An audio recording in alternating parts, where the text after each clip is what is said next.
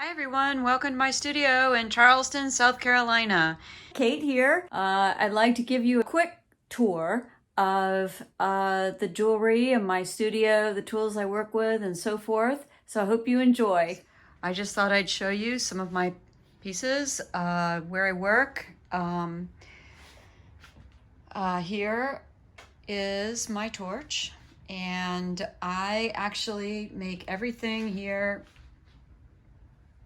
with these rods of glass and what's called a minor burner. And I have had the studio here for about, I don't know, maybe even 15 years.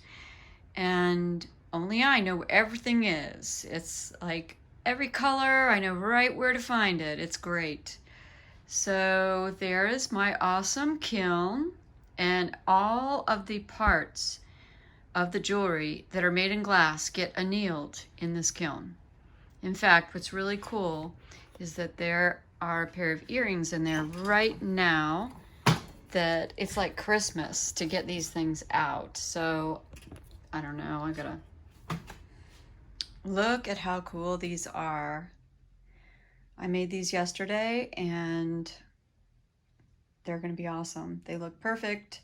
So I'm really excited about it. So the next thing I have to do is take them off the mandrel and clean them and make them into earrings.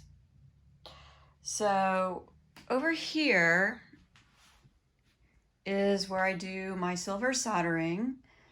That is the far back thing here. That is the pickle pot. Right here is where I do soldering. This is the solder. And I have a second little tiny torch called a Smith Little Torch. And then I got these little tiny tanks down here, which are really cool. Yeah, this is all where I work. These are the tools I use. I've kind of organized these. The ones on this side are all of the tools that I use for making the glass. I use a lot of these marvers with a graphite paddle, and this is like a big masher. This one I use to make the curve in the Oropendola earrings. These are all for rings. This one here, the ring actually got stuck on the mandrel, and I've never been able to get it off. Maybe someday. I haven't ever wanted to just throw it out because it's so pretty. Oh gosh. Anyways, so these knives I use to get texture. I press this into the glass. And this one, you know, I find these at thrift stores and they're just great for making cool things with the glass. This is the awesome dichroic glass that I use. It's super sparkly. And I have this set of dapping tools that I use to make certain earrings. This is, you've got to see this. I'm offering a coupon code free ship 10. If you type that in on my website, you'll get free shipping plus 10% off. So over here, once that I have made the jewelry, I take it over here and it gets assembled. So I have a lot of all kinds of stuff.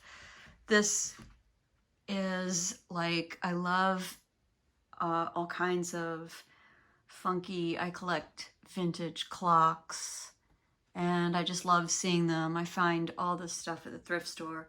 And this is just like, I don't know, little gallery of fun stuff that I've collected over the years. And some interesting glass projects I've done that aren't really what I do now, but these are some pieces I made many years ago in cast glass. And like the first necklace like I probably ever made from my mom's beads that she collected in Italy when she was there in the 50s. Here are all of my tools that I use for assembly. And this is like a kind of a collection of, I don't know, I don't like to forget about these things, so I like to have them out. And these are just some fun, vintage, funny costume jewelry that I love to collect. This is an Indian piece right here. Nothing here is worth any money at all, but they're just inspiring the way they're designed, and the clasps too, because I make all my own clasps. I don't use any manufactured parts. So this here is made from like seeds and bamboo, maybe even nutmeg or something. And I like the idea of some of the lengths of these. This one is actually the blue one in the middle. This is actually like, gotta be like 100 inches long. So you can loop it and loop it and loop it around and around and around your neck. Or you can make it short or long. You know, it's kind of fun. I like that idea. So here we have shells and nuts and seeds. And this is some actually amber, but they call it amber, but it's really probably Bakelite or, you know, something like that. When I was in the Peace Corps, I collected amber and Bakelite beads when I'd find them at markets.